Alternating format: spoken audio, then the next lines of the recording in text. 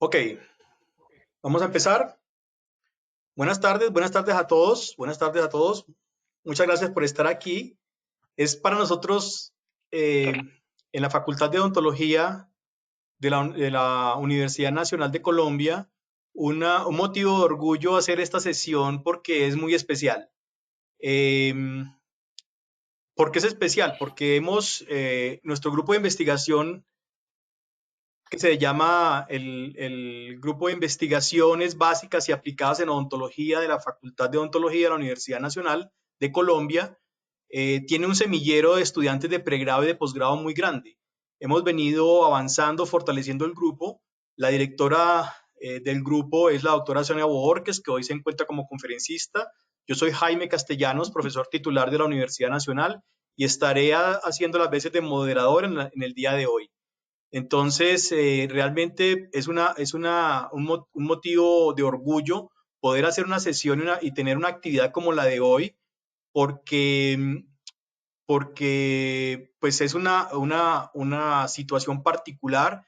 Hemos querido hacer esta actividad primero por lo caliente del tema de ver desde la óptica de la odontología al nuevo coronavirus causante de la pandemia, pero sobre todo porque hemos invitado a dos estudiantes del semillero para que junto con la doctora Sonia Borges, que es la directora del grupo, hagan unas presentaciones técnico-académicas sobre el SARS-CoV-2 como causante de la pandemia y sus implicaciones en la odontología.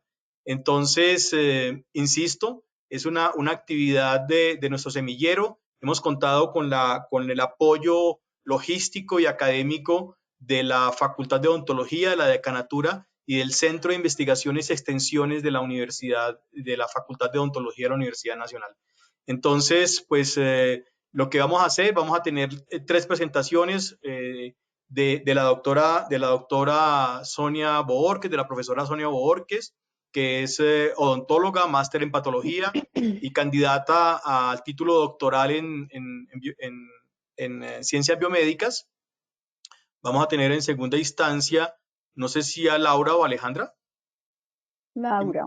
quién va de segunda? Laura. Laura. Laura va de segunda, que nos hablará pues sobre el diagnóstico molecular en saliva, y Alejandra Reina, que es estudiante de pregrado, que hará una exposición sobre algunos elementos relacionados con la plausibilidad de la infección de los epitelios en la cavidad bucal. Entonces, muchísimas gracias. Después de hacer presentaciones, por favor, van anotando sus preguntas en el chat y vamos respondiéndolas al final de las presentaciones. Por favor, de los que puedan conectarse también, está en este momento siendo transmitido por el Facebook Live de la Facultad de Odontología. Muchísimas gracias a Laura, a Alejandra y a Sonia. Entonces, Sonia, por favor, si tiene la pantalla, empecemos, por favor. Muy bien. Ya están viendo mi pantalla. Es correcto, sí, señora. Póngala en full, por favor, Sonia.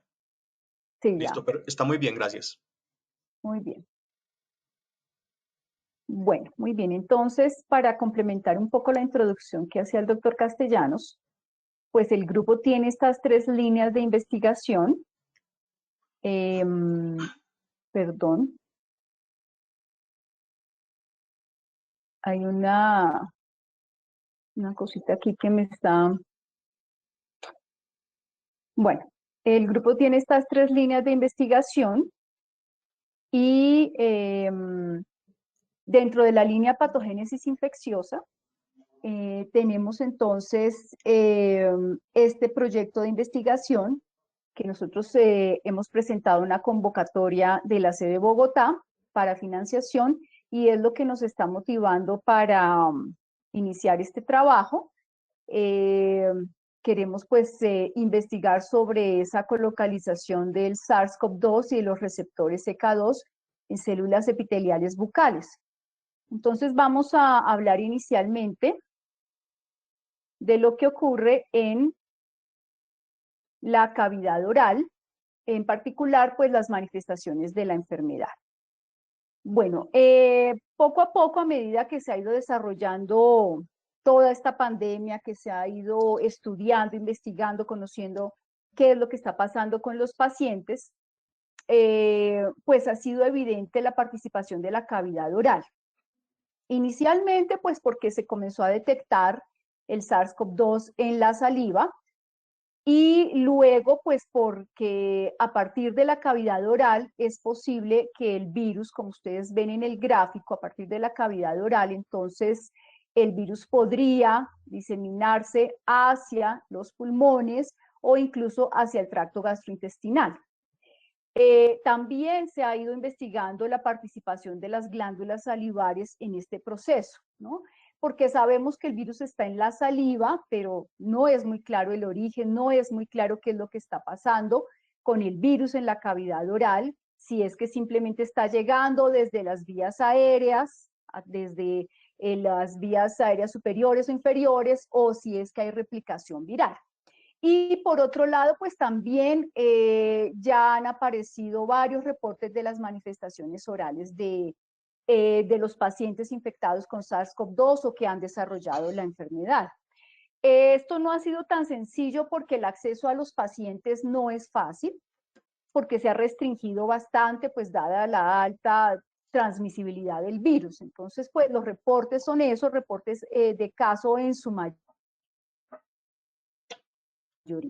Entonces vamos a tratar de dar algo de explicación a esa, principalmente en este momento a las manifestaciones orales. Bueno, nosotros normalmente hablamos de la mucosa oral, ¿no? Pero sabemos que la mucosa oral tiene una composición distinta dependiendo de la localización, como estamos viendo aquí, la lengua, en donde encontramos una mucosa queratinizada, pero también encontramos las papilas, el paladar duro, que igualmente es una mucosa queratinizada, el paladar blando, la mucosa del carrillo, que son mucosas no queratinizadas. Por otro lado, también las glándulas salivares, los conductos de las glándulas, tanto glándulas salivares mayores como glándulas salivares menores. La encía, muy importante. Aquí el surco gingival, el epitelio del surco gingival, entonces es otro nicho, por eso estamos hablando de estos nichos. Es claro, ha sido claro, pues que este virus puede infectar diferentes tipos de células, ¿no? Y va a hablar sobre eso Alejandra. Pero ¿qué pasa en cada una de esas células, en cada uno de esos tipos celulares, ¿no? ¿Qué pasa ahí? El virus, por ejemplo, en las células de la cavidad oral, de las glándulas salivares, ¿se está replicando el virus? ¿Cuáles son las consecuencias de la infección de esas células, ¿no? Y sí, como nosotros sabemos, este epitelio de la cavidad oral es un epitelio que se está descamando constantemente. Entonces, hay virus en esas células que se están descamando, ese virus puede ser transportado, vamos a tratar de responder un poco todos estos interrogantes que han ido surgiendo en estos últimos meses. Y además de eso, pues nuevamente la saliva, ¿no? Porque siempre hablamos de la detección en saliva y de la saliva, pero no podemos olvidar que en esa saliva pueden estar también estas células en descamación. Bueno, ¿cuáles son esas manifestaciones en la cavidad oral? Por un lado tenemos como signos lesiones que han sido descritas principalmente como eritematosas, vesiculares y ulcerativas. ¿Esto qué sugiere? Porque nosotros conocemos muy bien las lesiones que producen virus citopáticos como los virus herpes, que son pues el objeto de estudio principalmente en la línea de patogénesis infecciosa. Entonces sabemos que estos virus ejercen un efecto citopático sobre la mucosa oral y que se traduce en la formación de estas lesiones vesiculares y ulcerativas. Pero también se han descrito las lesiones vasculares y aquí uno tiene que pensar en que posiblemente estas son manifestaciones de esas alteraciones endoteliales que se conocen muy bien y que son causa importante de complicaciones en los pacientes con COVID. Y los síntomas, muy interesante, y poco a poco se fue también describiendo cada vez con mayor frecuencia estas alteraciones del gusto, desde la disminución, la alteración, o sea, percepción atípica, normal de sabores, o incluso la pérdida de la sensación del gusto. y esto está dentro de las más frecuentes manifestaciones a nivel de cavidad oral. Incluso esta revisión sistemática pues reporta hasta en un 45% de pacientes estas manifestaciones de la infección en cavidad oral. Entonces es muy importante porque normalmente se habla de manifestaciones de COVID, pero nosotros como que no lo vemos muy claro en que eso es porque está pasando algo en la cavidad oral. También se ha descrito la sensación de ardor, de resequedad y pues la serostomía ya como tal, ¿no? La sensación de resequedad en la cavidad oral. Y eso probablemente tiene que ver con alteración en las glándulas salivares. Entonces, pues la pregunta, ¿no? Esto que estamos describiendo se debe a la infección y replicación en las células de las glándulas salivares y de la mucosa oral. ¿Qué es lo que está pasando ahí? Bueno, ya hay evidencia ya de la detección en las células, esto es hibridación in situ, la detección, estas son células de glándulas salivares menores del labio, entonces ya hay evidencia de el material genético viral en esas células. Aquí en un mayor aumento lo estamos viendo. Esta es la célula epitelial, lo sabemos porque está marcada con citoqueratinas, el núcleo en azul, y aquí vemos estos puntos en rojo, es el material genético viral. Pero también muy importante para citar un ejemplo, aquí estamos viendo una célula epitelial descamada, recolectada en la saliva, y en esa célula, por inmunohistoquímica, aquí ven ustedes el núcleo, el citoplasma de la célula, hay detección de proteínas virales, de SARS-CoV-2, o sea que hay replicación viral realmente, ¿no? Entonces estamos viendo evidencia de que sí hay infección y replicación tanto en células de las glándulas salivares como en células que se van a descamar a los epitelios, a la saliva, desde los epitelios orales. Lo otro que uno tiene que preguntarse aquí es qué está pasando con la respuesta inmunológica, ¿no? Porque entonces habría que pensar también en esa respuesta inmunológica alrededor de los acinos y conductos de las glándulas salivares y en los distintos epitelios de la cavidad oral en donde pueda estar ocurriendo esta infección y replicación viral. Bueno, en este trabajo, que no es sobre células de la cavidad oral, lo que se pudo demostrar es el efecto citopático, que es lo que todavía pues podemos seguir buscando o debemos seguir buscando en la cavidad oral. Estas son células epiteliales de vías aéreas. Estas son células, aquí pues simplemente se está demostrando la colocalización del receptor ACE2 y del virus, pero lo más interesante es lo que vemos aquí, el efecto citopático, la formación de los sincitios, que es cuando las células infectadas se unen entre sí y se unen con células no infectadas, que es lo que estamos observando acá. Entonces está la formación de esos sincitios, la pérdida de las membranas celulares, y esto también nosotros lo sabemos perfectamente que ocurre en las infecciones por virus herpes. Y aquí está pues esa demostración, aquí el virus en rojo, marcadores de apoptosis, que es lo que estamos viendo en estos casos, los núcleos en azul, y vemos aquí cómo está ocurriendo la infección, la replicación viral, y eso está induciendo también apoptosis. Entonces estamos viendo dos formas de lesión celular en el caso pues de la formación de los sincitios y por otro lado la inducción de apoptosis, ¿no? Entonces hay que pensar si eso es lo que está produciendo las alteraciones, por ejemplo, a nivel de la secreción salivar, si eso es lo que está produciendo las alteraciones a nivel del gusto o las lesiones que vamos a ver a continuación. Bueno, los reportes, como les decía, han descrito diversos tipos de lesiones. Bueno, en los pacientes asintomáticos, ese es el comportamiento que hasta ahora se ha descrito, en los pacientes asintomáticos o levemente sintomáticos, pues más o menos las manifestaciones orales van a aparecer al tiempo que esos síntomas. Incluso como en este caso se reporta, pues aquí esta fue la primera manifestación, una vesícula que pues se rompió, formó una úlcera, fue la primera manifestación, ya luego aparecieron otras. Otras manifestaciones descritas con mucha frecuencia son estas lesiones eritematosas que a veces las describen como petequias, son estos puntos que aparecen sobre todo en la mucosa aquí del paladar blando, paladar duro, y lesiones vesiculares aquí ya en la etapa de úlcera, tanto en la piel como en la lengua, en distintas localizaciones, aquí las vemos.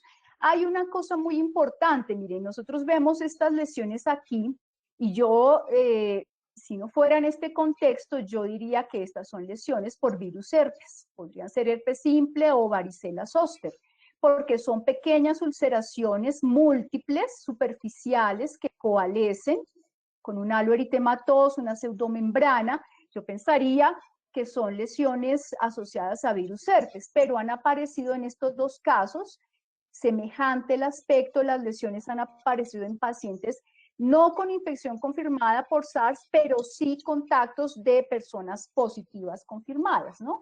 Entonces, pues es llamativo eso. Ahí está otro punto muy importante, y es que ojalá se tuviera la posibilidad de hacer un diagnóstico diferencial adecuado, pero realmente tiene sentido con lo que acabamos de revisar, que estas lesiones pudieran ser provocadas por SARS-CoV-2, ¿no? Debido al efecto citopático. Este caso que se reporta es de una mujer que estuvo hospitalizada, la infección confirmada, como ustedes ven, pues con una erupción maculopapular importante y con lesiones también vesiculares, ya aquí en la etapa de ulceración en el labio. Entonces miren cómo estamos viendo esa presentación en distintas localizaciones. Como ven en este caso, pues un paciente con un estado mucho más grave, más comprometido, entonces estamos viendo lesiones más extensas. Y también lesiones que se han descrito como de tipo afta, semejantes a afta. Y por otro lado, bueno, en este caso, este reporte pues lo describen como, esa lesión la describen como una lesión vesicular, sería una vesícula hemorrágica, pero también las lesiones vasculares. Como decía al inicio, pues seguramente aquí nosotros vamos a encontrar también ese efecto sobre el endotelio que se conoce ya y que se ha descrito muy bien y que es producido por SARS-CoV-2 con implicaciones importantes, con daño del epitelio, extravasación, trombosis, etcétera. Entonces estamos viendo también ese tipo de manifestaciones en cavidad oral.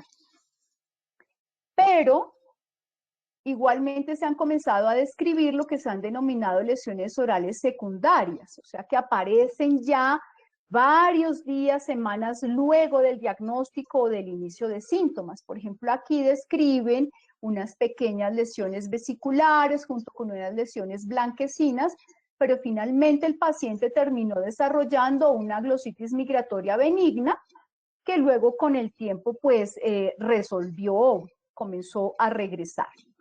Y también, pues, infecciones por cándida, ¿no? Queilitis angular, candidiasis pseudomembranosa, que puede uno pensar aquí tranquilamente que esto es debido a toda la situación del paciente, de estar intubado, de que no hay buena higiene oral, de la disminución de la secreción en la cavidad oral, del uso de una terapia inmunosupresora o inmunomoduladora. Todo eso puede explicar la presencia de estas lesiones.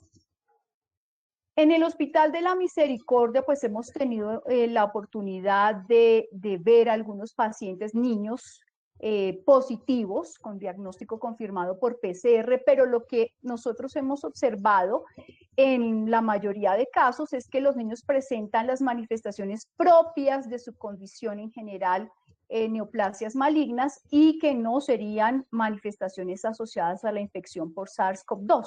Como ven ustedes aquí, este es un paciente de 13 años con diagnóstico de leucemia mieloide aguda, en quien pues estamos observando por un lado el infiltrado leucémico y una úlcera por neutropenia. Entonces en estos casos pues nosotros no hemos visto hasta ahora lesiones que podamos pensar que son manifestaciones orales de la infección por SARS-CoV-2 en estos pacientes positivos. Entonces, como conclusiones, pues podemos decir que las manifestaciones que se presentan principalmente como lesiones vesiculares y ulcerativas probablemente se explican por el efecto citopático de SARS-CoV-2, que seguramente vamos a encontrar con más frecuencia en pacientes que están presentando síntomas o pacientes que ya tienen un compromiso que amerita hospitalización, que el diagnóstico diferencial pues vamos a hacerlo sobre todo con estas lesiones por virus herpes. Sería muy bueno poder hacer esa confirmación porque es posible también que dada la condición del paciente se pueda producir la reactivación de estas infecciones latentes. Igualmente, pues hay que tener en cuenta que estas lesiones que están comenzando a ser denominadas como secundarias pueden asociarse a toda esta condición del paciente, a su tratamiento, a la disminución de la higiene oral. Entonces sería muy importante pues lograr que se hiciera esta higiene oral, lograr que a los pacientes hospitalizados pues de alguna manera se lograra hacer una buena higiene oral sabiendo pues todas las implicaciones que tienen la posibilidad de transmisión.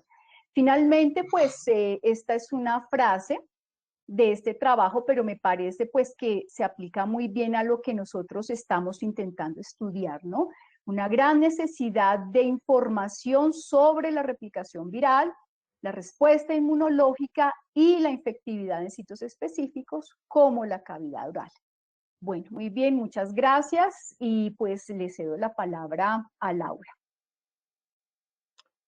Muchísimas gracias, doctora Sonia. Súper interesante porque creo que es parte de lo que se están preguntando los odontólogos hoy en día, si somos capaces o no de poder ayudar en el diagnóstico y reconocer lesiones particulares de los pacientes, sobre todo de aquellos pacientes que seguramente en condiciones de presintomáticos o sintomáticos leves pudieran asistir a la consulta odontológica e indudablemente también la asociación que se requiere para asociarse con los intensivistas y los infectólogos para hacer la búsqueda de lesiones en aquellos pacientes que están hospitalizados o que están en condiciones de cuidado crítico. Muchas gracias. Va a haber una oportunidad para hacer algunas preguntas que seguramente que se genera algún tipo de debate. Muchísimas gracias, profesora.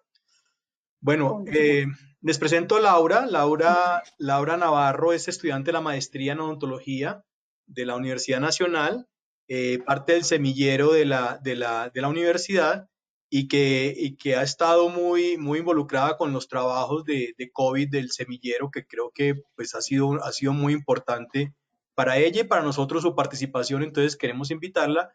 En este momento la estoy convirtiendo en presentadora. Un segundo, por favor, Laura, porque nunca la encuentro. Ya la encontré. Entonces la voy a convertir en presentador para que por favor comparta su pantalla y pues nos haga la presentación. Gracias, Laura. Listo, perfecto. Muchas gracias, Doc. ¿Ya pudo? Sí, ok, listo, de acuerdo. Sí, ahí está. Okay, no veo. Las gafas nuevas, no la deja ver. Yo sé dónde está la presentación. Aquí está. Listo.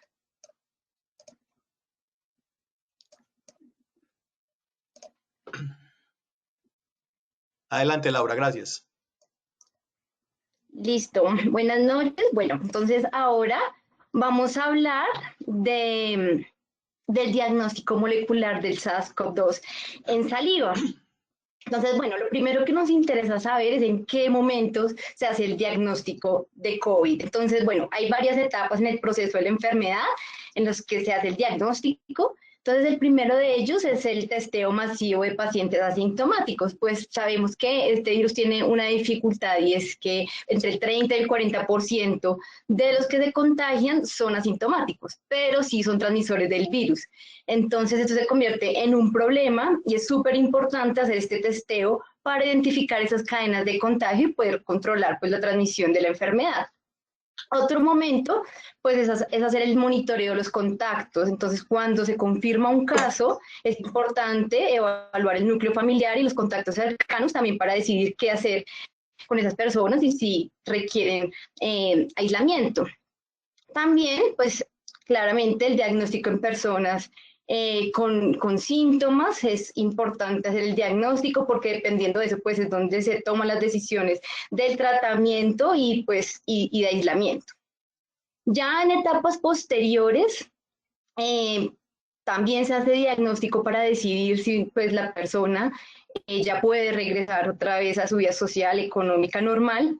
Y también lo que se estaba haciendo es que al final ya de la convalecencia se hacen testeos para mirar si el virus se sigue liberando. Entonces, para que de esta manera se pueda controlar mejor la infección. Entonces, ¿cómo sabemos si alguien estuvo contagiado o está contagiado por el virus? Entonces, hay varias formas de hacerlo. Entonces, lo primero están las estrategias moleculares, que son las PCR o las qPCR, que ahorita las vamos a ver en detalle, y también las pruebas de antígenos, que son por cromatografía o por ELISA. Entonces, estas dos técnicas son las únicas con las que se puede hacer diagnóstico y hacer confirmación de caso. ¿Por qué? Porque son las únicas que detectan la presencia del virus, ¿sí? Entonces, la diferencia está es que con las pruebas moleculares detectamos el RNA viral, mientras que con las pruebas de antígenos detectamos las proteínas del virus. Pero entonces aquí hay una dificultad y es que cuando es RNA viral, pues es propenso de amplificarlo y en una muestra donde pues la concentración sea mínima, pues puede llegar a ser detectable. Pero cuando utilizamos esta técnica, pues se necesitan hasta 1000 veces más partículas de virus en la muestra para poder ser detectada. Entonces es por esa razón que la sensibilidad de las pruebas moleculares es mucho mayor. O sea, podemos hablar que las sensibilidades analíticas, o sea, las que se toma la muestra, inmediatamente se procesa, donde están controladas todas las variables, puede llegar hasta el 95%, es muy alta. Y ya una sensibilidad operativa, o sea, cuando es en campo, donde hay manipulación de la muestra, transporte, donde no se almacena bien, donde puede perder calidad la muestra, las sensibilidades son un poco más bajas, entre el 70 y 75%, pero pues debido a la calidad de la muestra. Entonces está reportado como la concordancia entre estas dos técnicas puede ser del 70 al 80%. Eso quiere decir que de 100 personas, 30 o 20, pues con una prueba de antígenos estaba saliendo negativo cuando realmente es positivo. Y por otra parte tenemos las pruebas de anticuerpos que ya no detectan la presencia del virus a diferencia de estas otras, sino que el rastro, entonces la respuesta inmunológica que deja el virus, y por eso es que pues con esto no se puede hacer diagnóstico. De las técnicas moleculares y antígenos se puede hacer con saliva, mientras que el anticuerpo se hace únicamente con sangre. Entonces aquí estamos hablando de las IgM, las IgG como marcadores más tardíos de la infección. Podemos encontrar las IgM 7 días después del inicio de los síntomas y las IgG ya mucho más tarde, entre los días 10 y 12. Listo, entonces este es un estudio en el que evaluaron el rendimiento de diferentes detecciones en muestras en diferentes momentos. Entonces aquí evaluaron 173 pacientes que fueron diagnosticados con COVID y evaluaron las sensibilidades, entonces con RNA, con anticuerpos totales, con IgM, con IgG, y también la combinación de RNA con anticuerpos. Entonces, listo. Es que estaba como el cosito de la reunión y no veía. Entonces aquí podemos ver que la sensibilidad total de la muestra es de casi el 70%, que era lo que les decía ahorita. Esto demuestra cómo esa sensibilidad operativa pues disminuye, dado pues la manipulación de la muestra, pero aún así podemos ver cómo pues desde el inicio, bueno, al transcurrir el proceso de la enfermedad, entonces los primeros días podemos ver cómo la detección con RNA, entonces con PCR, es muchísimo mayor la sensibilidad comparado con las otras técnicas, ¿sí? Entonces podemos ver que aquí de casi el 70%, pero con anticuerpos del 38, IgM 28, IG 19, eso es muy bajito. Pero ya podemos ver en días posteriores, después del inicio de los síntomas, que la probabilidad, bueno, encontrar el virus disminuye, pero ya podemos encontrar mayor cantidad de anticuerpos y aumenta esa probabilidad. Aún así sigue siendo bajo, pero podemos ver que después del día 15, ya ahí sí la sensibilidad para anticuerpos es muchísimo mayor.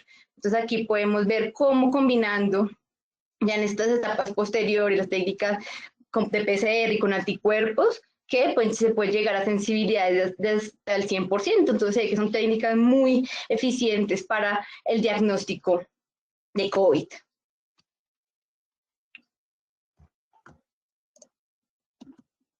Listo. Entonces, bueno, esta es la organización genómica del SARS-CoV-2. Te lo traje para mostrarlo, que este es un genoma muy grande, tiene casi 30.000 nucleótidos. Esta familia de coronavirus pues tiene el genoma más grande de todos los virus RNA. Entonces este genoma tiene unas zonas que se llaman los ORF, que son los Upper Ring Frame, que codifican para proteínas. Aquí pues lo traigo porque quiero llamar la atención de esta zona que codifica para las proteínas no estructurales del virus, y esta zona codifica para la RNA polimerasa dependiente de RNA. Entonces, esta enzima se usa mucho para el diagnóstico de COVID porque es una enzima que solo se encuentra en los virus RNA. Entonces, por eso, al ser una enzima extraña en células eucariotas, pues es un blanco molecular muy importante para el diagnóstico de COVID. También se utilizan otros genes, como por ejemplo el S, que codifica para la proteína de Spike, que es súper importante porque es la que va a hacer la unión con el receptor, que es el AC2, para permitir la entrada viral. También se utilizan el E, la M y la N. Entonces, bueno, ¿cómo es este procesamiento? La toma y procesamiento de la muestra. Entonces, lo primero es que, bueno, hay varias formas de obtener la muestra para un diagnóstico de COVID. Entonces, como el gold estándar es el aspirado traqueal, también el hisopado nasofaringeo, y también se puede hacer en saliva. Entonces, lo bueno de las muestras de saliva es que puede ser tomada por el mismo paciente. Entonces, las recomendaciones que se dan es que primero, bueno, que se tome en un recipiente estéril, que se marque bien, mínimo con su nombre, con el número del documento, con la fecha de recolección de la muestra. Y lo que se recomienda es evitar tomar agua 10 minutos antes de la recolección, evitar tomar otro tipo de bebidas, alimentos o aplicar aerosoles nasales media hora antes de la recolección, y que mínimo se debe recolectar 1 mililitro de saliva sin burbujas. Bueno, lo ideal de esto es entonces ya conservar la muestra. Está reportado que a temperatura ambiente se mantiene entre 3 y 5 días, igual lo mejor es siempre refrigerarla. Entonces lo que se recomienda es que si la muestra se va a procesar antes de 72 horas, que se refrigere entre 2 y 8 grados centígrados. Si se va a procesar entre 2 y 4 semanas, a menos 20 grados centígrados, y si se va a procesar en un tiempo mayor a 4 semanas, debe congelarse a menos 80 grados centígrados. Ahí generalmente, bueno, se puede recoger la muestra en seco, pero también hay unos kits que ya están patentados en los que inactiva el virus y lo mantiene estable para su procesamiento, aunque pues toca tener en cuenta que eso puede aumentar los costos. Entonces, bueno, ya teniendo la muestra, ya vamos a la parte del procesamiento. Entonces se lleva al laboratorio, entonces ahí es donde tenemos el virus, y lo que se hace es que se inactiva el virus y se purifica el RNA. Entonces ya es con ese RNA que vamos a empezar a hacer el diagnóstico. Entonces la hacemos primero una RT-PCR, que es una retrotranscripción. O sea, normalmente los procesos biológicos en la célula lo que se hace es que se pasa de DNA a RNA. Pero aquí ocurre lo contrario, pues porque el material genético del virus es RNA, entonces lo que nos toca es pasarlo a DNA para que así, ahora sí podamos hacer la PCR, porque la PCR solamente se puede hacer con DNA.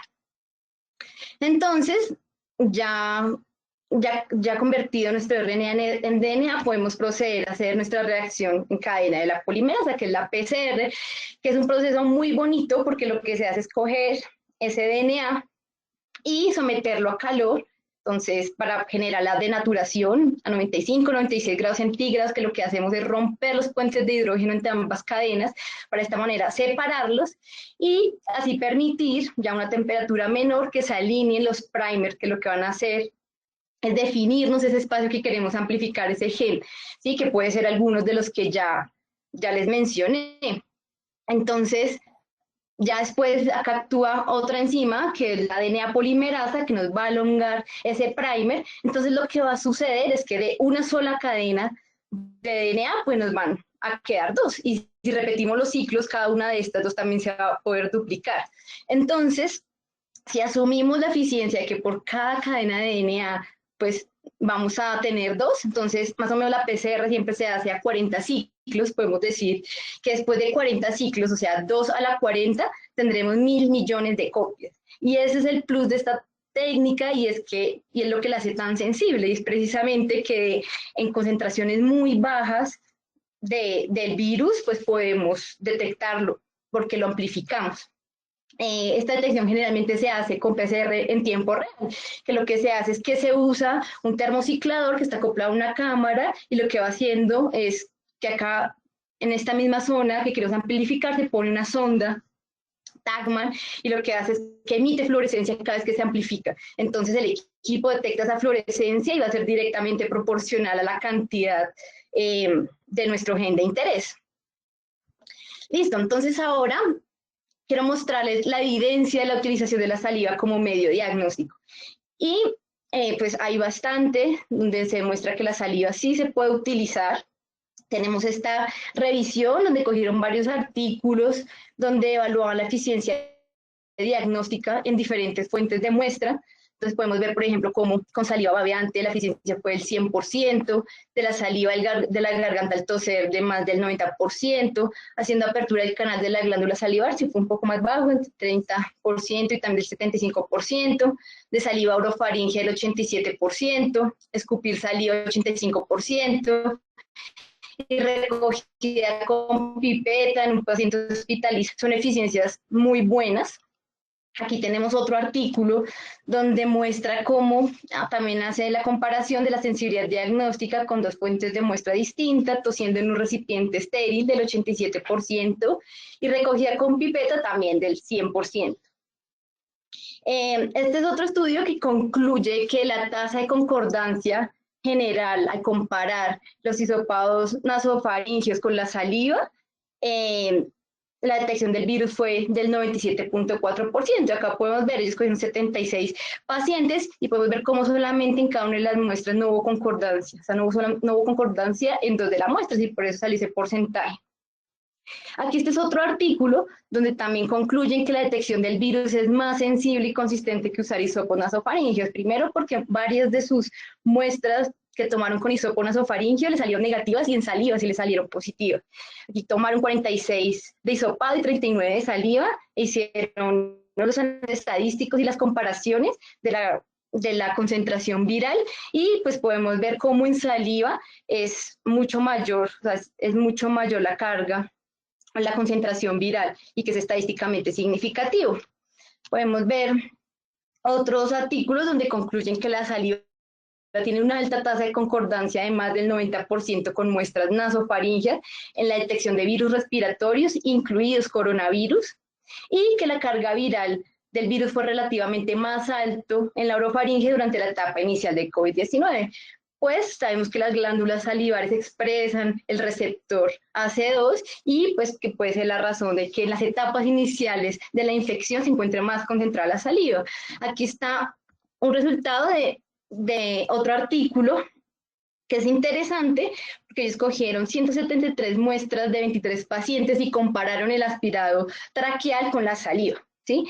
Y lo interesante de esto es que miren que la saliva, bueno, acá comparan la concentración, la carga viral con los días después del inicio de los síntomas. Y podemos ver cómo la saliva fue eficiente hacer el diagnóstico durante los primeros días del inicio de los síntomas, y diferente al aspirando traqueal, que se demoró más. Acá fue desde el día 8 que se pudo hacer o que salió positivo. Entonces, así podemos ver la importancia del uso de la saliva en el diagnóstico de de COVID-19. Entonces, bueno, pues finalmente podemos concluir que efectivamente la saliva es una secreción que se puede utilizar como medio diagnóstico, que en condiciones óptimas maneja sensibilidades altas, que se ha reportado que incluso en los momentos tempranos de la infección puede ser mayor la concentración del virus, pero que además trae ventajas eh, sobre otras técnicas como el hisopado, pues es una muestra mucho más fácil de recolectar, el paciente lo puede hacer por sí mismo, que no requiere personal capacitado, lo que reduce tiempos y costos y además pues que se evita riesgo de contagio por contacto. Entonces, para que con todo esto veamos la importancia de la saliva como diagnóstico de la COVID-19. Qué bien, qué bien. Muchísimas gracias, Laura. Gracias por ajustarse al tiempo. Gracias. Aprovechando que queda un minutico para esto, quisiera preguntarle, déjeme ver la diapositiva anterior, por favor, sobre la comparación entre entre la detección en aspirados endotraqueales y en saliva. ¿Por qué cree que puede detectarse el virus en días tan tempranos con respecto a los aspirados endotraqueales? Sí, pues precisamente, digamos, lo que discuten varios artículos es que puede darse la replicación del virus primero en cavidad oral o porque se dio la entrada de virus por cavidad oral.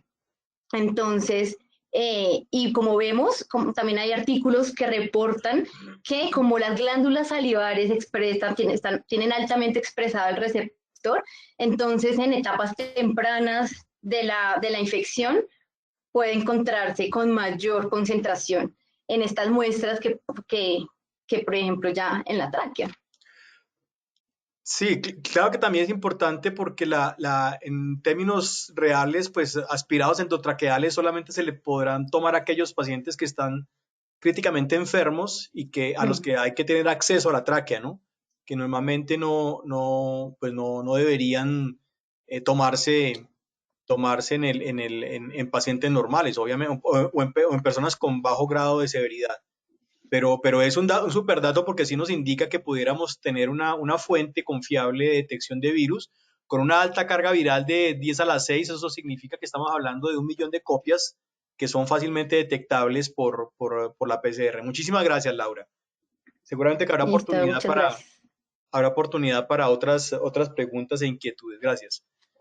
Bueno, voy entonces también en este momento a pasarle el tablero a Sí, doctor. Alejandra. Gracias. Alejandra es Listo, doctor. Gracias. estudiante de pregrado de la Facultad de Odontología y perteneciente al semillero del Grupo de Investigaciones Básicas y Aplicadas en Odontología. Entonces, Alejandra, por favor, adelante, gracias. Listo, doctor. Ya déjeme un segundito que estoy acomodando la pantalla, pero ya mismo presento. Perfecto, perfecto. Ahí está en full, está perfecto. Gracias, Alejandra. Listo. Bueno, muchas gracias. Denme un segundo que no sé cómo mover esto para algún ladito. No sé cómo ocultar esta parte. Ya. Listo. Entonces, bueno, muy buenas noches para todos. Ponga el cursor, por favor, ponga el cursor, ponga el señalador. Señor, sí, es que, creo que esto está un poquito difícil, pero ya, por favor me dicen si lo ven. Sí, ya se ve. Listo, perfecto. Entonces, bueno, muy buenas noches para todos. Mi nombre es María Alejandra Reina Marín y voy a hablar sobre participación del receptor ECA2 en los epitelios bucales en la infección por SARS-CoV-2. ¿Listo? Bueno, ¿qué es ECA2? ECA2 es una enzima que tiene la capacidad también de actuar como un receptor.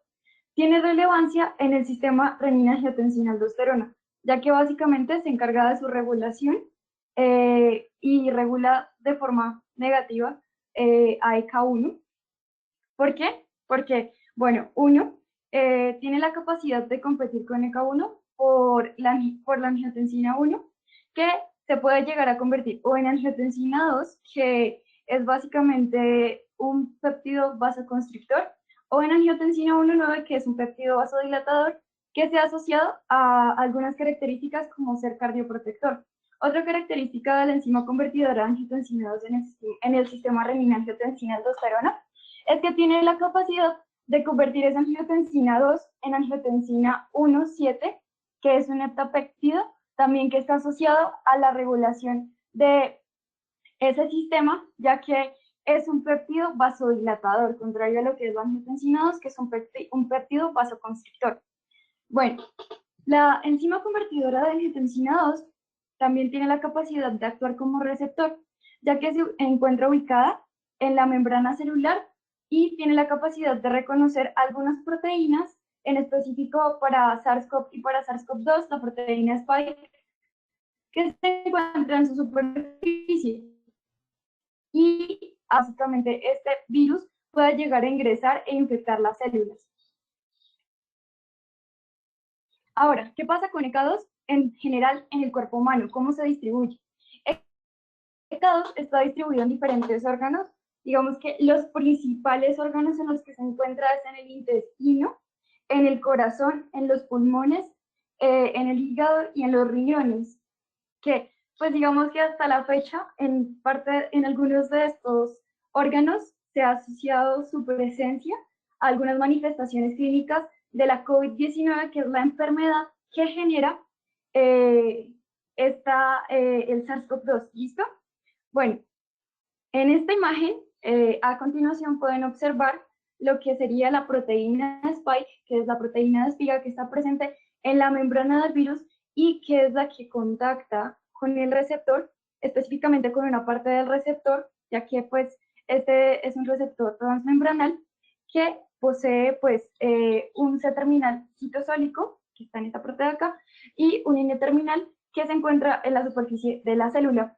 En este N-terminal hay una parte en específico que es el dominio proteasa, que es el que tiene la capacidad de contactar con el sitio RBD que se encuentra en la estructura trimérica de la proteína S entre la subunidad S1 y la subunidad S2. Así es como se genera el contacto entre el virus y la célula y se logra reconocer a partir de este punto el virus. Bueno, ahora, están viendo la otra imagen, qué pena, no sé si pasa. ¿Qué pasó acá? No, no ha adelantado. Bueno. Ya, ahora sí. No, qué pena, sí, creo que es mi computador que está lento. Pero, bueno, ahora que sabemos del epitelio oral, en cuanto a la presencia de ECA2, evidencia pasada y evidencia presente. ECA2 se descubrió como el receptor para beta coronavirus, específicamente para el SARS-CoV-1, en el año 2003. Posteriormente, se encontró en un modelo de Macacus rhesus que el ECA2 se expresaba, que el receptor ECA2 se expresaba en glándulas salivales de estos animales. Luego, ya en el marco de la pandemia, en ese año, en el año 2020, se descubre que ECA2 también es el receptor del SARS-CoV-2, al igual que el SARS-CoV-1. Y ya en febrero de este año, se encontró a través de un análisis informático, y pues a través también como de un estudio de biopsias de epitelio oral, que ECA2 se expresaba de forma positiva en diferentes células de cavidad oral, específicamente en lengua. Y en julio de este año, ¿qué encontraron? Pues básicamente a partir de este primer análisis, ellos decidieron realizar como otro estudio, en el que encontraron que en lengua, en tejidos gingival y glándulas salivales también había una expresión positiva del receptor. Ya para finales de este año, en el mes de octubre, se empezó a analizar si efectivamente era posible la transmisión y la infección del virus en células de cavidad oral que presentaban el receptor en su superficie. Listo. Entonces, bueno, para que sea un poco más claro, este estudio es del año 2011 y corresponde al SARS-CoV-1. Aquí, ¿qué hicieron? Lo que ellos hicieron fue básicamente generar un pseudovirus. Un pseudovirus es un virus que básicamente solamente expresa una proteína en específico que se quiera estudiar o algo parecido, en este caso, el SARS-CoV-1. Para este caso, pues este pseudovirus expresaba la proteína Spike en su superficie y fue inoculada, o bueno, se infectó un modelo de Macacus rhesus para determinar si había expresión del receptor ECA2 en diferentes sitios de las vías aéreas superiores. Y pues en la zona de la laringofaringe encontraron que en las glándulas salivales había expresión de ECA2. Aquí las células que son ECA2 positivo están representadas de color rojo podemos observar son muchísimas, y las células que han sido infectadas por este pseudovirus están representadas por estos puntos que son un poco de color verde, en los que básicamente se representa que la célula tiene o se ha unido con el virus. ¿Por qué? Porque el virus está marcado con la luciferasa, ¿listo? Ahora, ¿qué sucede a partir como de este año 2020 con temas relacionados en investigación sobre cavidad oral y la expresión del receptor del SARS-CoV-2? Bueno, primero, en febrero de este año se realizó esta investigación en la que básicamente encontraron que a partir de un análisis de una base de datos denominada Phantom Cage, en donde había secuencias de RNA correspondientes a diferentes sitios de cavidad oral, que había una expresión positiva del receptor en lengua, en piso de boca, en base de la lengua y en otros sitios. Pero que en su mayoría se presentaba en lengua. Ahora, ¿qué hicieron? Ellos decidieron básicamente comparar todos estos sitios con lengua. Y lo que encontraron es que pues había un poquito más de expresión, pero pues que las diferencias no eran estadísticamente significativas. Ahora, a partir de este primer análisis de secuencias de RNA, decidieron realizar pues la identificación de células presentes en biopsias y pues básicamente la secuenciación de RNA de cada una de estas células de biopsias que ellos tomaron de lesiones hiperkeratóxicas de un estudio previo que estaban haciendo, de dorso de lengua y de cavidad, de zonas en cavidad oral y gingival, y de tejido gingival como tal. Bueno, allí pues querían reconocer qué tipos de células estaban presentes en estas muestras que eran de biopsias, que en estas biopsias básicamente. ¿Qué encontraron? Encontraron que en todas las biopsias había una mayor presencia de células epiteliales, de células T, de células B, de fibroblastos, y algo particular es que, bueno, las células B y las células T están ahí presentes básicamente producto de esa lesión hiperkeratóxica, que es una lesión crónica y pues digamos que no estarían de forma normal en cavidad oral. Bueno, a menos de que sea producto de una lesión o algo así. ¿Qué sucedió con esas secuencias de RNA de célula única que ellos realizaron? Ellos realizaron las secuencias de RNA de célula única de los diferentes sitios de cavidad oral y pues ¿qué encontraron? Encontraron que en lengua era donde había una mayor expresión del receptor y pues de hecho era el único lugar comparado con pues las zonas bucales y la zona gingival. Ahora, ¿cuáles células fueron las que más expresaron o las que expresaron el receptor en estas biopsias, en estas células que estaban presentes en la biopsia de lengua? Las células B, las células epiteliales, los fibroblastos y las células T. ¿Listo? Bueno, y ahora, ¿cuáles son como los hallazgos importantes o relevantes para este momento? Es que, bueno, uno, las células epiteliales en lengua pueden ser potencialmente infectadas por SARS-CoV-2, pues son ECA2 positivos. Y otra cosa importante es que fibroblastos, células T y B, también son ECA2 positivos, y esto quiere decir que también son potencialmente infectables por SARS-CoV-2. ¿Listo? Bueno, ahora, ¿qué sucede? Como este estudio es un poquito más reciente, es del mes de julio, y también es sobre SARS-CoV-2, es sobre la expresión de ECA2, el receptor, en dorso de lengua. Bueno, ¿aquí qué hicieron? Aquí básicamente en este estudio los autores pues tomaron diferentes muestras, específicamente 15 muestras de lengua disecadas entre el año 2018 y 2020, para, mediante una técnica de inmunistoquímica, determinar si había expresión del receptor en diferentes células, en diferentes capas de estos cortes histológicos de lengua, de dorso de lengua específicamente. ¿Y qué encontraron ellos? Encontraron que, bueno, en este primer corte, que corresponde a una de las 15 muestras, las células de la capa espinosa y las células de la capa basal era donde más se presentaba expresión del receptor y donde las células se tenían con una mayor fuerza, ¿sí? Ahora, en la superficie, bueno, en el zoom de la superficie de esta zona dorsal de lengua, encontraron que también había expresión en algunas células, pero que no era tan positiva como en las células de la capa espinosa y las células de la capa basal.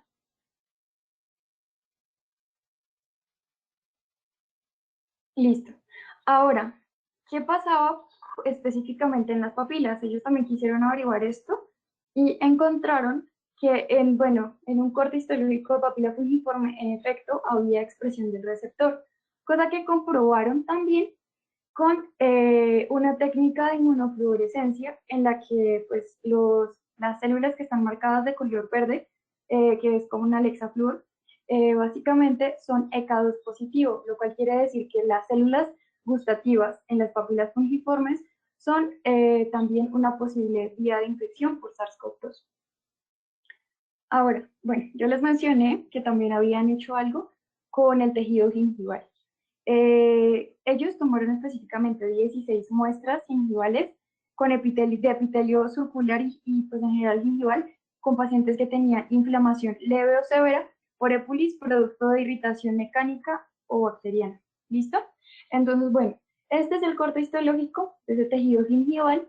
Esta es la zona bucal y esta es la zona de surco, que pues es aledaña como la bolsa periodontal, que pues también era como algo que tenían presente dentro de la investigación. Y lo que encontraron ellos es que en la capa espinosa y en la capa basal era donde había expresión mayoritaria, tanto en la zona bucal y en la zona de surco, del receptor, pero que curiosamente en la superficie no había expresión del receptor. Aquí podemos observar todas estas células que son ECA2 positivo y pues, que corresponden al tejido gingival. Ahora, después de todo pues, de todas estas muestras como de cortes histológicos que les mostré, pues los autores hicieron como una recopilación de los datos que obtuvieron de las diferentes muestras, tanto de tejido gingival como de lengua, y que encontraron bueno, algo relevante aquí, pues en esta parte de tejido gingival, que básicamente las células ECA2 positivas se ubicaban en la capa espinosa y en la capa basal. Y, por ejemplo, en lengua sí había como una distribución más equitativa de estas células en esta capa basal y espinosa, pero que, por ejemplo, en la capa córnea sí había una alta expresión del receptor ECA2 en células. Bueno, algo que se me olvidó decirles es que, pues, básicamente ellos clasificaban como las células de acuerdo a la tinción que tenían. Entonces, 2 era como cuando se tenían totalmente y 1 era cuando se tenían como parcialmente y 0 pues cuando no había como tinción en esas células. ¿Listo? Ahora, ¿qué encontraron sobre la expresión de ECA2 en el epitelio ductal de las glándulas, pues de la glándula mandibular, que fue otra parte que ellos realizaron, que pues podríamos contrastar con lo primero que les mostré sobre SARS-CoV-1? Bueno, aquí ¿qué pasa? Pasa que en el epitelio ductal de la glándula submandibular encontraron que en efecto, en este epitelio que recubría esta glándula, había expresión de ECA2 positivo. Algo que no se muestra en esta imagen es que en muestras salivales que ellos también procesaron encontraron que había presencia de células escamativas o que se habían exfoliado, que también presentaban el receptor en su superficie o que eran ECA2 positivos en su superficie. Listo. Bueno, ahora, ¿qué hallazgos son relevantes para nosotros? Bueno, para la comprensión en general sobre la patogenia de SARS-CoV-2 en cavidad oral. 1, que ECA2 en lengua se encuentra principalmente en células basales del epitelio escamoso estratificado no queratinizado. 2, que el epitelio de la bolsa periodontal, y el epitelio pues, bucal son ECA2 positivo, que los factores de higiene oral podrían asociarse a la expresión del receptor ECA2 pues, específicamente en ese tejido periodontal, por lo que pues, observamos que básicamente las muestras de los pacientes para el procesamiento como de la parte gingival presentaban estadios moderados o severos de inflamación, que las células de glándulas salivales que recubren, bueno, que las células que recubren las glándulas salivales o el epitelio, pues básicamente también son ECA2 positivo y que algunas de las células exfoliadas también lo son. Ahora, pues algo que hace parte como de la discusión de los autores es que el sistema renina-angiotensina-aldosterona está asociado a las células gustativas y pues digamos que hay expresión de ECA2 también en modelos animales como los modelos de ratones, que esto podría tener una correlación también en humanos con por ejemplo la disgeusia, que es una de las manifestaciones clínicas más comunes o que se ha descrito sobre SARS-CoV-2.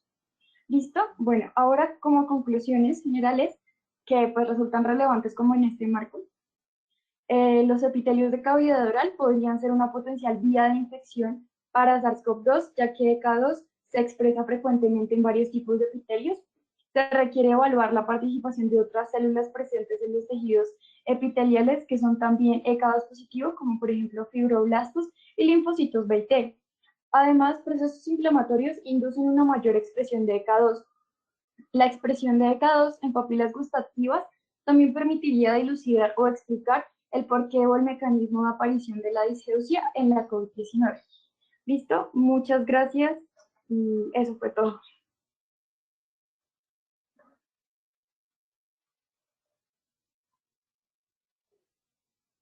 Gracias, María Alejandra, gracias. Gracias a usted Listo, doctor. por la oportunidad de escucharla. Bueno, ¿hay alguna pregunta o inquietud de los participantes? Laura, Sonia, ¿están ahí? ¿O ya se fueron? Es que se durmieron con mi presentación. Ah, mentiras. Bueno, tengo aquí en el chat varias preguntas, en el chat del Facebook tengo varias preguntas. Quisiera, un segundo, miro una cosa.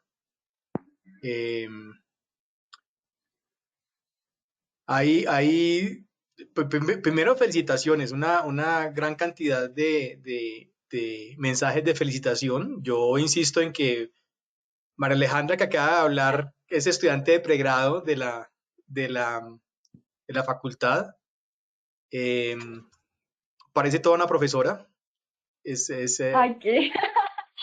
Realmente es súper interesante ver la presentación de María Alejandra porque pues ha sido el esfuerzo grandísimo de estos últimos meses trabajando con el tema y es el momento también de agradecerle a Lady Bastidas, que es una exalumna de la facultad, profesora de la facultad, que recientemente llegó de su doctorado de Inglaterra y que ha sido la madrina de María Alejandra para asumir el reto pues de participar en este proyecto que estamos desarrollando. ¿Por qué estamos interesados en estos temas? Porque en el grupo de investigación de investigaciones básicas y aplicadas de odontología estamos desarrollando un proyecto relacionado con detección de receptores de ECA2 y SARS-CoV-2 para evaluar la plausibilidad del uso de estas proteínas, de estos receptores, como parte de la patogénesis y de las rutas de infección y de transmisión del nuevo coronavirus. Entonces, realmente es un tema que como ustedes ven, está muy caliente y en el que los odontólogos podríamos aportar desde nuestro conocimiento de la fisiología de los epitelios, podríamos aportar grandes cosas y ese es el propósito del proyecto que está encabezado por la doctora Sona Borges y en el que participan tanto María Alejandra como Laura y otros estudiantes de pregrado y de posgrado de la facultad. Así que pues por eso estamos acá. Pero bueno, recojo las preguntas que me han llegado. La primera es para la doctora Sonia, eh, que nos comentó sobre el asunto de las diferentes tipos de lesiones y la dificultad de reconocer las lesiones en tanto son muy similares a otras lesiones que aparecen en diferentes patologías, eh, también virales o inclusive bacterianas o por hongos. Entonces, ¿usted cree que se puede hacer una clasificación del tipo de lesiones dependiendo de la severidad de presentación de la COVID?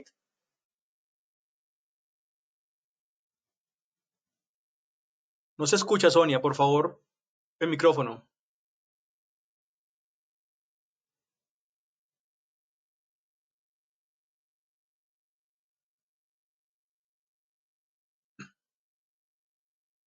Adelante, Sonia.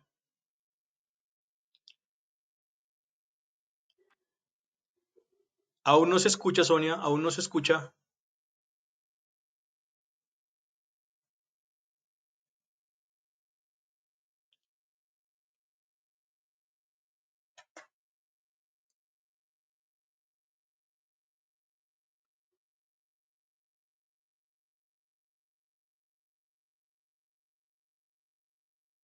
No se escucha, Sonia.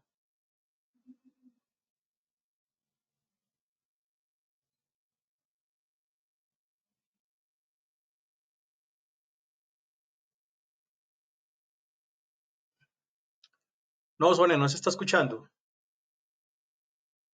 Ok, mientras Sonia soluciona el problema de su micrófono, porque no sabemos qué pasa, ya aparece activada, pero no se está escuchando.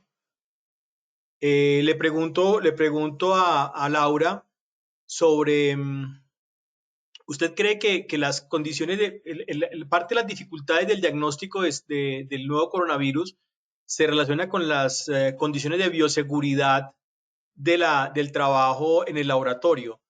¿Usted cree que las condiciones de bioseguridad en la manipulación de la saliva de pacientes en estudio de infección por coronavirus son iguales o diferentes a las condiciones de bioseguridad para la manipulación de la muestra en el laboratorio? Listo, no, las condiciones de bioseguridad deben ser iguales porque estamos manejando el virus y precisamente lo que se recomienda es que una vez se tome la muestra, el recipiente estéril se debe desinfectar y se deben tener todas las normas de bioseguridad porque ahí tenemos el virus y está activo. Entonces, hasta que no llegue al laboratorio y se inactive, no deja de ser infeccioso. Entonces, las condiciones y las normas de bioseguridad deben seguirse en todo el proceso. Es absolutamente real el asunto. La manipulación de las muestras en el laboratorio generan un altísimo riesgo de contagio y tienen que ser manipulados de manera estricta, efectivamente, para evitar la transmisión ocupacional en los trabajadores que hacen o manipulan las muestras o hacen el diagnóstico. Lo siguiente ¿usted cree que esas cantidades de virus que se encuentran en la saliva pudieran relacionarse con transmisión por aerosoles durante los procedimientos en los que haya generación de aerosoles en la odontología?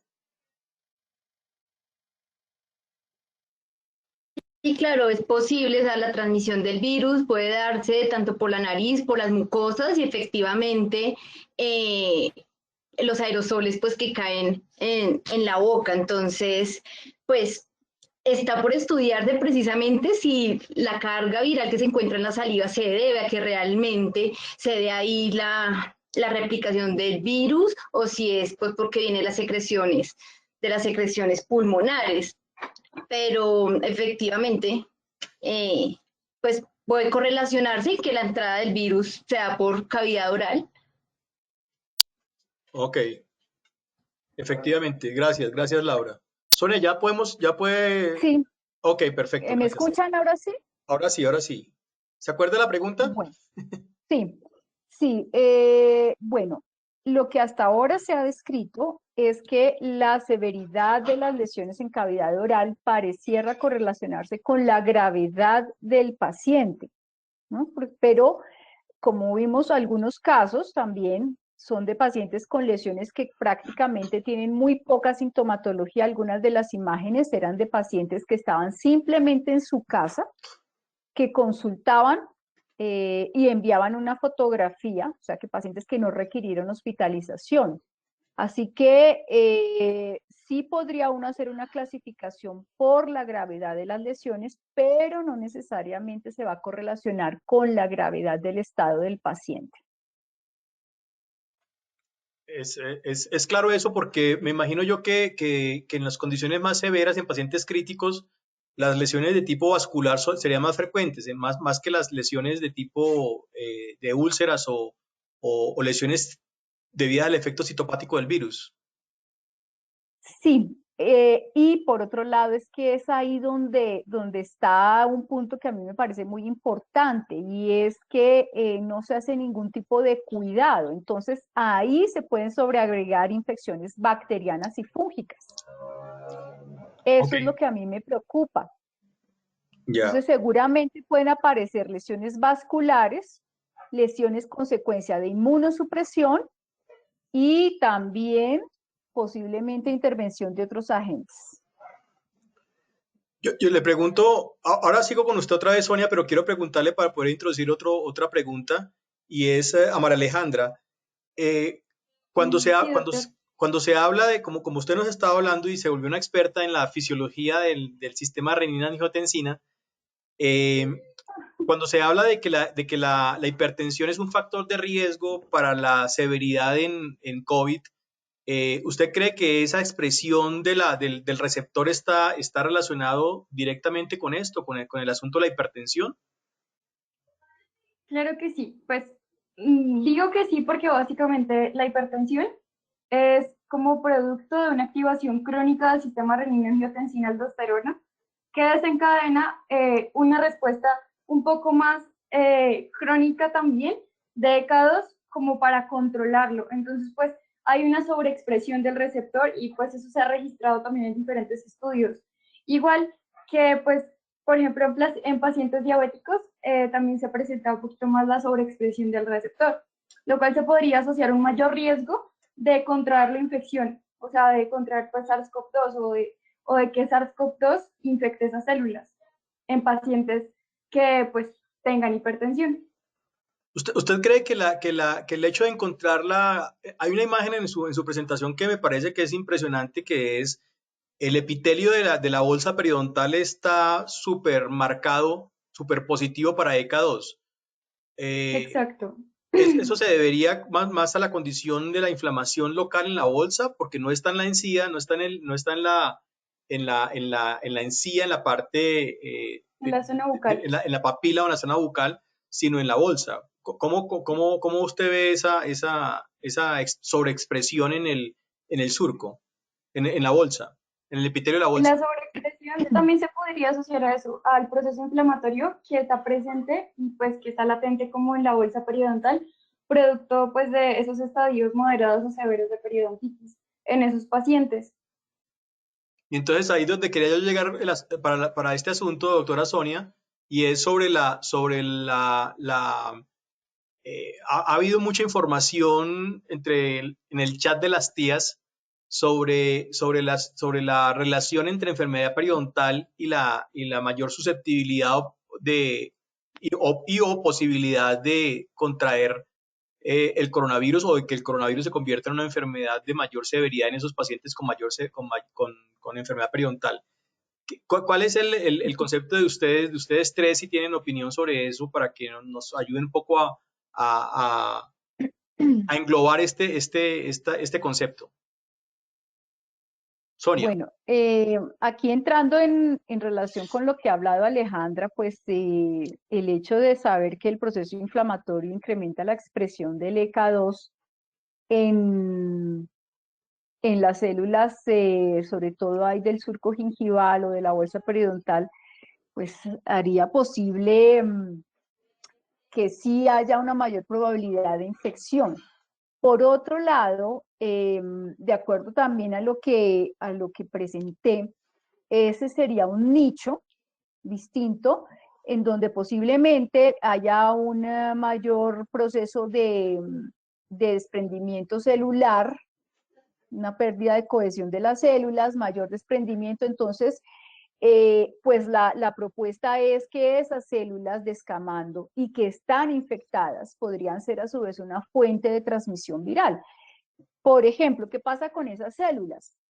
Esas células podrían ser aspiradas o podrían ser tragadas. Entonces podría ser esa una vía de llegada del SARS-CoV-2 al tracto gastrointestinal o posiblemente a los pulmones, pero igualmente una vía de transmisión a otros individuos. Ok. ¿Alguna otra opinión?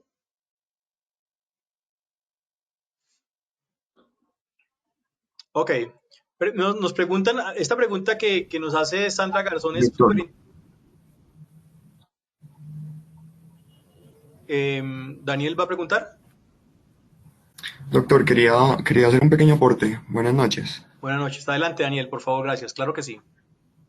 Bueno, soy Daniel Bello, también soy parte del grupo de investigación y quería aportar algo acerca sobre esa pregunta, y es que tenemos que replantearnos, según la teoría que nos está dando la doctora Sonia, de las condiciones de la salud oral de los pacientes hospitalizados, porque esto es un grave problema que tenemos. Aunque se cuentan con protocolos de higiene oral a pacientes hospitalizados, realmente se cumplen muy poco. Y si estamos viendo que es una posible vía de transmisión, porque sabemos que hay mayor presencia de estos receptores como ECA2 o el TMPRSS2 en estos lugares de inflamación, pues habrá que poner más cuidado a este tipo de pacientes. pacientes de unidades críticas, pacientes de unidad de cuidados intensivos, tienen serios problemas de higiene oral y las recomendaciones que dan a veces simplemente limpian muy superficialmente con una gasilla y eso es todo lo que se hace a este tipo de pacientes. Entonces, para ponerlo como sobre la mesa, las condiciones de higiene oral de estos pacientes hospitalizados. Tiene toda la razón, Sí, muchas gracias, Daniel. Claro, Daniel, tiene toda la razón, no solamente por lo que estamos planteando, lo que nos aboca la patogénesis del nuevo coronavirus, sino que se conoce muy bien que efectivamente la probabilidad de que pacientes intubados hagan neumonía asociada a la microbiota oral es mucho más frecuente dependiendo del estatus de la salud oral del paciente. Entonces, indudablemente es una excelente recomendación y creo que amerita hacerle un seguimiento a eso. Es una cuerda más que hay que jalarle a este problema para el aporte de los odontólogos. Me parece que es una aproximación muy, muy adecuada y que hay que tener en cuenta. Gracias, Daniel. Hay una pregunta y es súper interesante lo que pregunta Sandra Garzón, Sonia, y es si hay recomendaciones en el caso de que un odontólogo se encuentre con un paciente con lesiones en la cavidad oral. En ese caso, la primera pregunta ¿es posible que un odontólogo se encuentre con manifestaciones orales de la infección por SARS-CoV-2 en Es su que consulta? sin duda, ¿Y qué porque recomendaciones fíjense, qué recomendaciones habría que darle a los profesionales para que asuman la atención de esos pacientes? sin duda alguna, como les contaba, algunos de las imágenes correspondían a pacientes levemente sintomáticos, o sea, pacientes que pueden ir a consulta porque les aparecen estas lesiones en cavidad oral, ¿no? Sin mayores síntomas o sin algo que a la persona, al paciente, le haga pensar en una posible infección por SARS. Entonces, claro que sí, porque como ustedes vieron, hasta el momento no hay una lesión que sea única, patognomónica de la infección por SARS-CoV-2 en cavidad oral. Se parecen a las lesiones por herpes, se parecen a otras lesiones, pues las vasculares, etcétera. Entonces, claro que es posible que uno encuentre esto. Creo yo que en estos casos, pues la recomendación grande es toda la evaluación del paciente, de sus actividades, de sus contactos, de una posible sospecha de una infección, de un contacto con una persona positiva, de otras manifestaciones del paciente como para tratar de reconocer esa posibilidad. Sería bueno también, entonces, lo que pasa es que sin tener claridad sobre la etiología, si uno reconoce perfectamente que se trata, por ejemplo, de una reactivación por virus herpes simple, pues establecer un tratamiento apropiado para eso. Porque lo que se reporta es que pues han medicado con enjuagues, con de pronto aciclovir, pero no hay hasta el momento un manejo como específico para esas lesiones por SARS-CoV-2. Entonces, si la sospecha es alta, pues serían ya las indicaciones para ese paciente, pues del aislamiento, del aviso a la EPS, para confirmar o descartar esa infección. Hay una cosa que nos pone como en el límite en este momento y es que eh, la situación va a tender a complicarse en términos de que en la medida en que va avanzando la pandemia y va aumentando el número de pacientes infectados, hay mayor probabilidad de que algunos pacientes lleguen presintomáticos o asintomáticos a la consulta odontológica. Entonces, por eso las recomendaciones de mantener en alto las consideraciones de bioseguridad para la atención de pacientes sigue siendo muy, muy, muy importante para los odontólogos. En ese sentido, creo que pues ustedes tienen los contactos nuestros de la universidad, el de la profe Sonia, para que si tienen alguna consideración o algún paciente que esté presentando manifestaciones en la mucosa Orales. oral que sean dignas de estudiarse, pues hay que registrarlas. Hoy en día, pues con los teléfonos se pueden tomar fotos y enviar para hacer un estudio y hacerle el seguimiento al paciente, como se hace hoy en día, que se hace también la teleconsulta antes y después para evaluar y verificar el estatus del paciente, para poder verificar efectivamente si podemos conseguir asociaciones nos ayudaría muchísimo tener imágenes y datos concretos de pacientes confirmados o sintomáticos que después terminen siendo confirmados, porque el paciente que va a consulta pues es levemente sintomático o asintomático. Si está sintomático con infección respiratoria aguda, pues es probable que no vaya a menos que sea una urgencia y que hay que atenderlo sí o sí por la urgencia. Pero en el caso de los presintomáticos y los asintomáticos, pues sería súper importante para nuestro trabajo de investigación tener evidencia fotográfica de las lesiones y la confirmación durante o posterior del diagnóstico de infección por SARS-CoV-2 si es que se tiene acceso a él. Es como una recomendación que podríamos hacerle a ustedes en la que seguramente que nos podría ayudar muchísimo para avanzar en nuestro trabajo. Igual, vuelvo a preguntar, Sandra, es decir, si el paciente tiene lesiones asociadas a COVID, si se debe o no realizar el procedimiento. Pues en eso hay unas recomendaciones universales. Yo no sé si Sonia quisiera hablar con eso o de eso, o de pronto si alguno de los profesores del grupo o sobre los protocolos que se deben seguir con aquellos pacientes que están confirmados, que tienen lesiones, que son sospechosos y que necesitan una atención que primero, que no sea prioritaria, que sea una cita programada. Segundo, que sea prioritaria una urgencia. ¿Qué se debe hacer en esos casos? ¿Cuáles son las recomendaciones, profe Sonia? No, pues en general, pues que es por un lado, si la consulta es por la lesión, si la consulta es por la lesión, o sea que el paciente está consultando por esa lesión porque le molesta, le duele, le arde, entonces se puede hacer un tratamiento medicamentoso si se considera, pues, digamos que esa es una sospecha alta de que sea un paciente positivo, pues si es por la lesión se puede hacer ese tratamiento con algún tipo de enjuague como la benzidamina que puede ayudar a controlar el dolor, que también es antiinflamatorio, y dar ese manejo para esa lesión. Porque, como les decía, si se sospecha que es por herpes, si la lesión es por herpes, y cree uno que más bien es por herpes, pues el tratamiento sería otra cosa. Pero ya que, digamos, las recomendaciones cuando se trata de un paciente con una sospecha alta o positivo y que se va a atender una urgencia, pues creo yo que el protocolo, no sé si se refiere a eso, Jaime, del protocolo de bioseguridad, si usted se refiere, o la pregunta es sobre ese tipo de medidas de bioseguridad, porque es eso, lo que hay que hacer es asumir estrictamente el protocolo de bioseguridad para la atención de estos pacientes, para disminuir la producción de aerosoles, todos los protocolos de limpieza y desinfección. No sé si es esa la pregunta.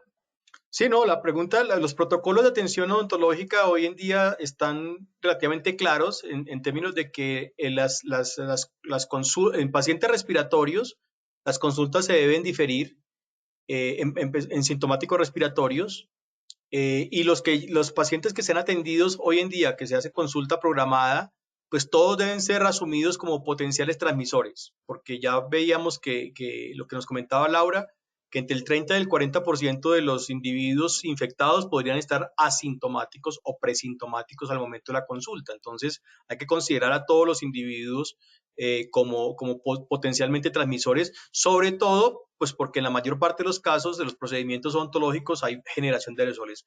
No sé si Edgar Beltrán de la Universidad del Bosque quisiera hacer algún aporte sobre esto, pero en general los protocolos pues son están claros en la atención de los pacientes. Y las urgencias que no pueden ser diferidas, pues tienen que ser asumidas de la manera más adecuada posible, con todas las medidas de seguridad y bioseguridad, tanto para el paciente, el consultorio, el personal auxiliar y el odontólogo, obviamente, con todas las características de atención de pacientes infecciosos confirmados. Entonces, definitivamente sí. Laura, hacer una pregunta muy interesante y es, si la saliva es tan buena, ¿por qué no se utiliza masivamente en el diagnóstico? ¿Qué opina usted sobre esto? Bueno, precisamente esa es la discusión que estamos poniendo sobre la mesa, porque pues hasta el momento el gold estándar es el hisopado nasofaríngeo, sí, es el que se ha utilizado, pero pues a medida que ha pasado pues el tiempo, pues ya los estudios, pues han hecho más estudios y se está hasta ahora demostrando que efectivamente pues podría ser se podría hacer un excelente diagnóstico con saliva y pues claro, y efectivamente sería una muy buena alternativa para hacer los testeos masivos y precisamente poder como encontrar esas cadenas de contagio y de esa manera pues evitar pues contagios. Entonces, precisamente esa es la discusión que estamos poniendo sobre la mesa, la evidencia científica de que sí puede hacerse diagnóstico en saliva. De acuerdo, efectivamente. Gracias. Sí, Sobre eso, adelante, sobre profesora. eso yo creo que también es porque, pues como se reconoció desde un comienzo que este es un virus respiratorio, un virus que se transmitía por vía aérea, pues se comenzó a investigar y a asumir pues que básicamente iba a estar en la vía aérea, ¿no? Lo que pasa es que el desarrollo del conocimiento pues ha llevado a encontrar otras cosas como por ejemplo el papel de la cavidad oral y de la saliva. Entonces creo yo que también por eso fue que desde un comienzo pues comenzó, perdón la redundancia, se utilizó el hisopado nasofaríngeo o las secreciones, la toma de muestras de las secreciones de vías aéreas, porque también por ejemplo puede ser el lavado broncoalveolar, el aspirado endotraqueal. Entonces creo yo que también fue por eso, ¿no? Que se ha considerado que el gol estándar porque es ahí sí o sí donde se va a encontrar el virus. Bueno, estamos llegando al final de la actividad académica. Otra vez insisto en agradecerle muchísimo a la profesora Sonia pues por toda la fuerza en esta actividad y por todos los avances que han tenido en el grupo de investigación con este trabajo. Alejandra por dedicarle muchas noches a este trabajo y a Laura obviamente pues porque ha asumido también este reto como un reto propio. Hay una pregunta final y es sobre si se justifican o no, se recomiendan hacer enjuagues con cloruro de acetilpiridinio u otros componentes que puedan ser de interés en el control de la carga viral en saliva. ¿Quién quiere hablar? Laura, sí.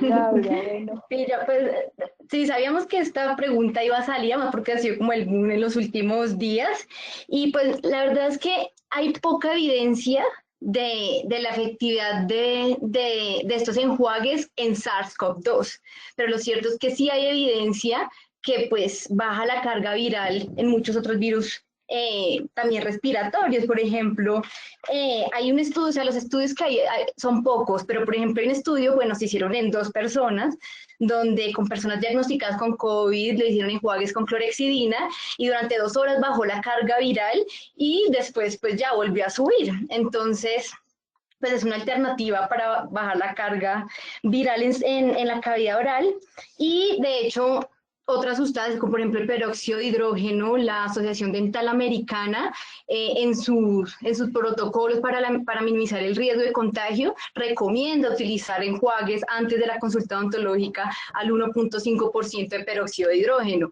O pues también incluso el cloruro de acetilpiridino, que es un compuesto de amonio cuaternario.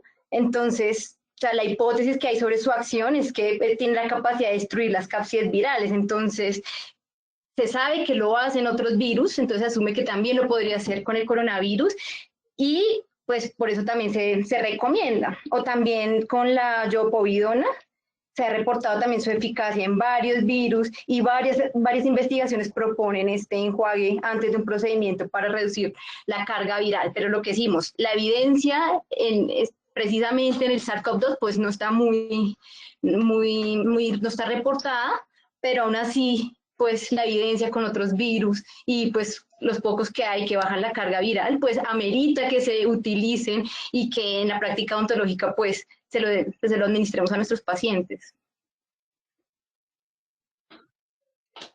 Exactamente. Sonia.